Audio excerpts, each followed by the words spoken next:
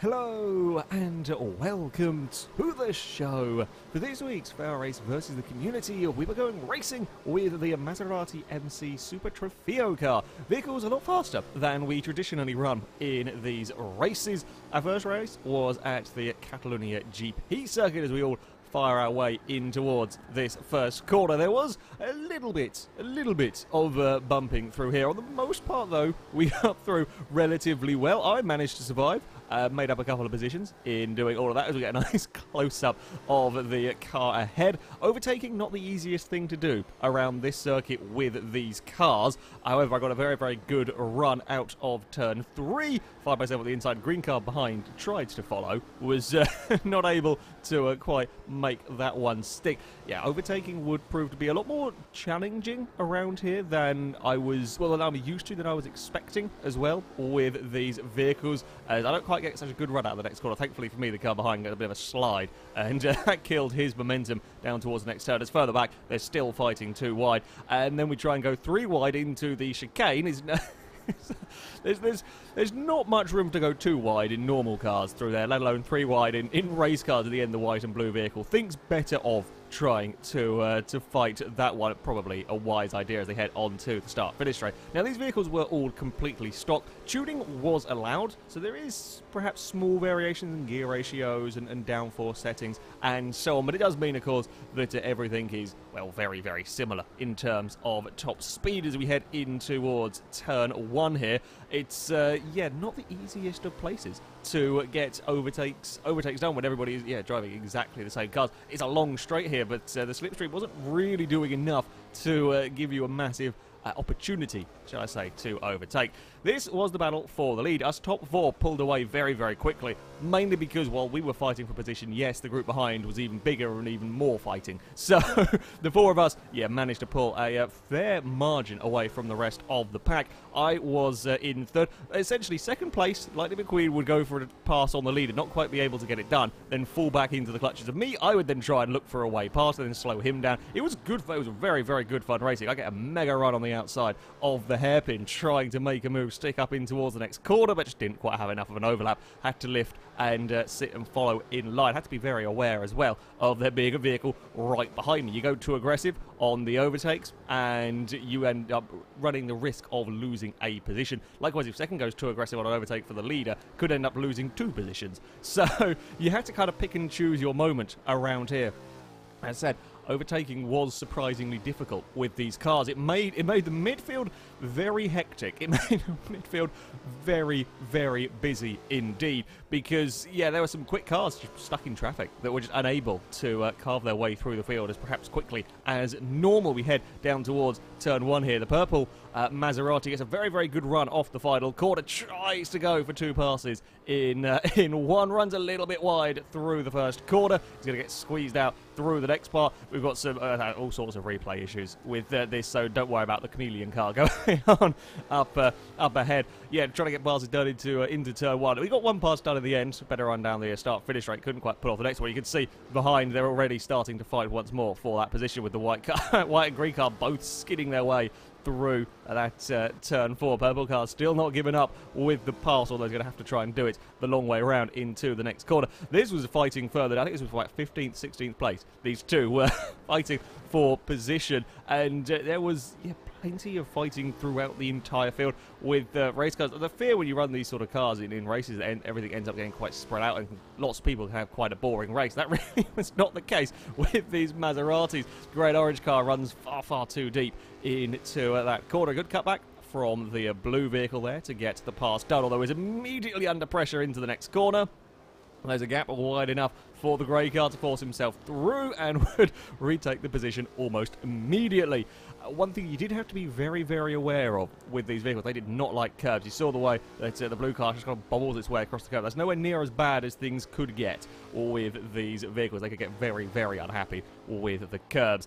With first and second having slightly tangled through turn 1, I pretty much inherited a gift of a lead. The problem is that I'd spent so long, having, never driven these cars around Catalonia before. I spent so long driving, essentially following the cars ahead. I now had to be the one finding almost my own braking points again, and surprising how much pace you suddenly lose when you're thrust out to the front of the field, and then also had to worry about now starting to defend from the vehicles behind. We all try and squeeze our way through. It was very, very close through these corners. Lightning McQueen actually gets a little bit of a bump from the white car at a very helpful moment as the chameleon car of this group gets a little bit wide on his own, and the red car would fire himself up into second place, once more finding himself in second, staring at the back of a different car to try and find a way past. We run into the hairpin. I couldn't quite pull my car up in time. I was out very, very wide. The plus point sometimes at the hairpin, if you do end up out quite wide, you can get a better exit. You can carry a little bit better drive out of the turn. So I was able to keep the position, but yeah, under an awful lot of pressure.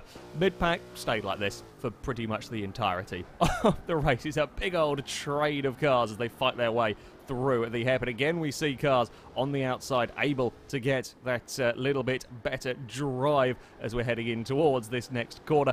It's not that common to see groups as large as this stay together for as long as they did. I think it's just the difficulty of trying to get passes done as we head into the chicane. The blue and white vehicle here on the inside gets a good pass done. It's very tough to get overtakes done into such a narrow chicane as everybody, all Constantine, is up. You can see the groups behind are starting to catch as this lot here are busy fighting for position. The green cars got a better run though around the final corner as we head down to the start-finish straight. That grey and orange car is catching this lot very, very quickly. Down towards turn one we go. Blue vehicle thinks about going up the inside. Green car covers that line, but when you do that, you take such a tight line through to what is a very tight line from the green car. It's a little bit too slow through the mid-corner. The blue vehicle would pick up a position. You can see the two ahead are nose to tail through that first section as well. For me, I was coming under increasing pressure at the front, trying my very hardest to hold on to this lead, but in doing so, a small mistake as I get a wheel up on the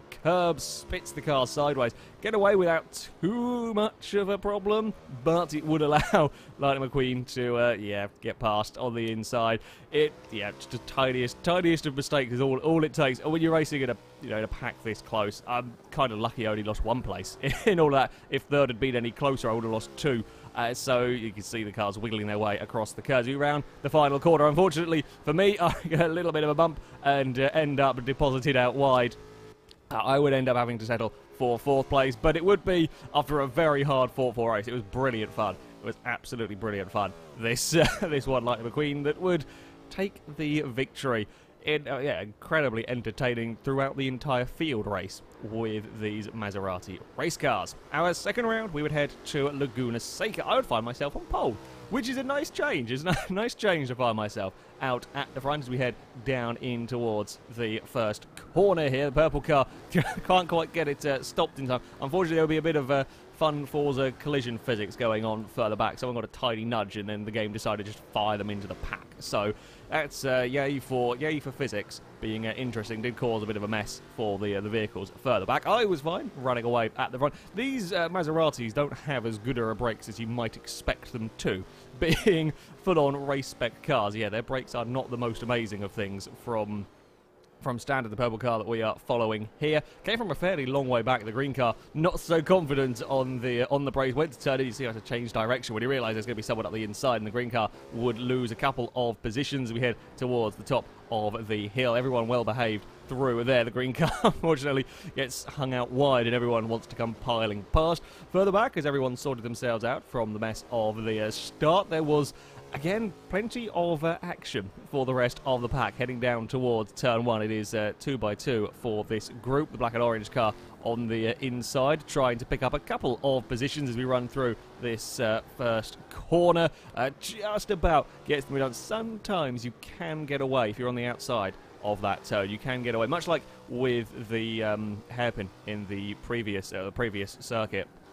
If you get a little bit of a better run on the outside, you can sometimes make it work up towards the third corner, but in that case it was not to be for the yellow vehicle. There was certainly plenty of overtaking down in towards this corner. The Amazon car firing up the inside of not just one, but a second car. They try and fit three wide. The green vehicle runs out of space very quickly on the inside there. He's going to lose another place to the vehicle behind almost. I think he might actually just about get away with holding. Yeah, it does just hold on to that one. Yeah, three wide through that corner is it's not gonna certainly not gonna work from the angles that they were approaching it, and this group continued for a lot of the sort of mid-race. It was back towards the lower part of the top 10 that things were getting the most interesting. Up towards the corkscrew, we were going to have a fight for position, not the easiest place to try and make overtakes work as it goes side by side all the way down the corkscrew. Still the green car fights on the inside. Runs out of grip, not quite able to do anything about that. The orange car is now having a look to the outside for the next corner. Can't quite do it, and in doing that, lost a little bit of momentum. Red car spots his opportunity, and that's kind of what you can do when you're racing in a pack like this. You know, you spotted opportunity, you got to go for it. Likewise, the white vehicle saw the gap on the inside into the final corner. I'm not sure there's contact or if the red car got sideways on his own, but we saw a lot of cars getting big sideways moments coming out of that final corner. It was quite easy to upset these vehicles and get them going sideways. If you downshifted a little bit too vigorously, that's when they would get spat sideways. Now, I, having started from pole, led for all of the race. However, in the closing stages, a couple of little mistakes from me and a couple of fast laps from the purple car behind would put me under increasing pressure in the closing stages. He was looking for any way he can get past, but I've just got to defend through these final couple of corners. I got a little bit of a bump, no harm done with that one. I'm still got my car where I want it to be. The purple vehicle wants to go for a cutback. He runs across the curb, and it's a big sideways moment for the purple car. Kill any momentum he had with that. The two in third and fourth get in trouble as well behind us. I would take a victory with the Maseratis. Again, another very, very good race. Well, I did spend a lot of it about 200-foot lead in the closing couple of laps after some silly mistakes from me. Yeah, it got very interesting. And again, likewise, throughout the pack. While it wasn't quite the same mega train that we saw at Catalunya, still plenty of action going on all the way down to the finish. Another group of cars battling their way into the final corner. Purple car gets himself up the inside. Very, very similar story we've seen all day. Tries to get on the power, gets a big old slide, slightly taps the side of the Amazon car, but can't do anything about getting that particular position. Yeah, Laguna had also, while a bit of a mess at the start, had also been a lot of fun. For our final race, we would head to the Nürburgring GP circuit. In this race, we would have one mandatory pit stop. Haven't done one of these in Versus Community for quite some time, so pit strategy would play a little bit of a part as we run into turn one. There was a little bit of a kerfuffle through the hairpin. Certainly not the worst we've seen, though, through that. It's a nasty first corner, especially in cars that people might not be quite so used to driving their way through. So yeah, a couple of little bumps, but no massive accident this time around. I was busy looking for way around on the outside of a green car. Would just about make it work with a big wiggle though. And when you try to get on the power, your car's slipping and sliding around like that doesn't help your run down towards the next corner. And sure enough, green car is still there, still looking. He has to go the long way around the first part. We'll put him on the inside for the next bit. We've got another vehicle right in the mix trying to find a way past. I was finding very good speed on the exit of corners on the outside with this. Just for whatever reason, I was managing to make that work. Got a very good run down towards the hairpin. Get my car across, cover the inside line, make sure that there is no gaps for anybody to have a dive. The green car's then a little bit more preoccupied, having to try and defend from behind. Up ahead, they're going too wide through the Schumacher S's, which is always a scary thing. Much like at Catalunya, there was a rather large pack. Of course, there always likely is to be in the opening lap. You can see how much of the group was fighting it. A few cars opted to dive into the pit early on. I apologise for the ghost cars. As I said, replays were being really funny with this week's racing. A few vehicles dove into the pits early, try and get out of the traffic. It is a very solid strategy.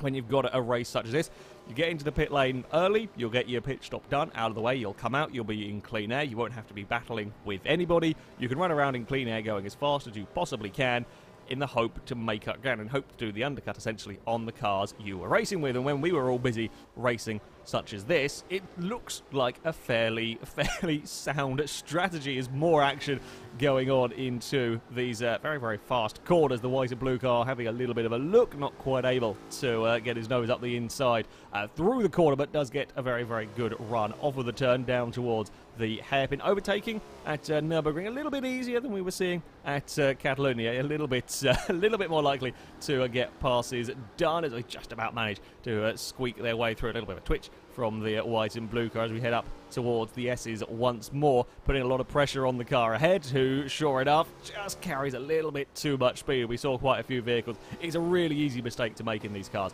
You're not quite flat out through the S's with these. It's very, very close, though, so you can try and be a bit brave and carry a bit too much speed. It's so easy to end up in the gravel. At the front, the lead two were pulling away from the rest of the pack.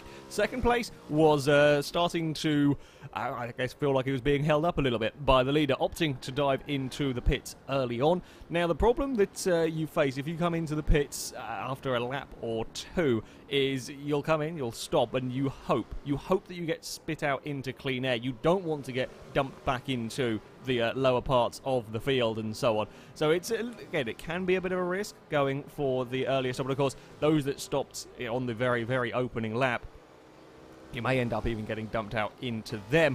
These early stops, though, didn't really pan out. You see, it works great when you are the only one doing it. When a fair bunch of you try it, you end up with, well, this situation, where you all you've all come into the pits, you all get spat out, and the joy of trying to run in clean air is slightly undone because you've all ended up next to each other and you're just racing further back around the track than the rest of us. It didn't work with the Maserati. We have seen it occasionally pan out in some of these races, but it tends to be, especially, you know, when we've got 24 cars racing, a fair few people will have that same idea and you will just get dumped back out into traffic. You won't have that lovely clean air and you just won't get an advantage from doing any of this, as these guys are still running side by side down the start-finish line. Now, I chose to pit a little bit later. Normally, I'm one to go for the early pit stop. In this race, I didn't. And after all was said and done, you can see me in a red car here coming out of the pit lane right into the midst of this battle, and it worked for us. Staying out actually worked, despite having a little bit busier on track for the first couple of laps. After everyone kind of dove into their pits for the early stops, we were able to make the most of our clear air so that we stayed ahead of this big pack of cars. As there was a lot of side-by-side racing in these. There's a very, very big sideways moment for the purple car there. However, one vehicle in which the undercut did work for was, well, second place. That would quickly become the leader. Admittedly, for these two, they were pretty much running in clean air miles ahead of the rest of us. And it wasn't a huge lead that the white and gold car would inherit here, but it was enough. It was enough to get himself to the front. As I said, it can work. If you get spat out into clear air, you can run some very, very quick laps. I suspect there's more to do with just the, you know, the pace of the car, because neither of these two ever got stuck in traffic. But yeah, it was a good strategy, a good call to come into the pits. For me, unfortunately, I'd have another issue with a curb, end up with a small trip across the gravel trap. I would get back on track, and I was just thoroughly stuck in the middle of this battle again, trying my favourite line around the outside on the run to the hairpin. I get a very, very good run down here, but unfortunately, unlike previous attempt, I wasn't able to clear the car on the inside, and it is a long way to go around that outside. I wanted to try and cut back to the inside. I couldn't, because there was another car there sticking his nose up the inside. He wasn't going to be able to get past me. It was, again, very, very good fun racing. And once more, despite the pit stops involved, still huge train of Maseratis going around the track from about third backwards. It was, yeah, really good, entertaining racing with these vehicles. I get myself in a little bit too far back, having run wide through one of these corners to really try to think whether the purple car gets himself in a bit of a sideways action.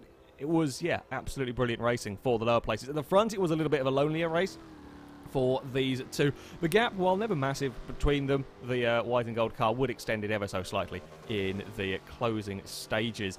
But, yeah, you can see, you can't even see third place. you can't see, I just see it come around that final corner, how much of a lead these guys had over the rest of us, because we were far too busy fighting each other. But that made for a very, very exciting race in the mid-pack. Yeah, these two guys did a very good job of gapping the entire field. And the pit strategy always throws up some interesting, different challenges. As I said at the start, I tend to avoid racing the higher class cars. I tend to avoid racing the full-on race vehicles. But these Maseratis were very, very good. We had a lot of, certainly Catalonia and Nürburgring had a lot of very, very close racing. There was a little bit of kerfuffle at the start of Laguna, but elsewhere in that race, it was actually a very enjoyable race also. So I'm glad we had a go with them. Maybe we'll do some more race cars in the future. Maybe not quite the Le Mans cars, but maybe we will. However, that is going to be it for this week's VSTC Community. The next one is going to be on Thursday, the 24th of August. We're going to be on Forza Horizon 3. Going to go to the Hot Wheels area. Haven't actually done too many sort of multiplayer races around there. So we're going to take some A-class cars for racing at various Hot Wheels circuits. If you want to sign up and take part in that, you can via our forums. There'll be a link in the description. Find the FailRace versus the community section, and you'll be able to sign up in there. That, though, is going to be it from me. Thank you very much for watching, and until next time, goodbye.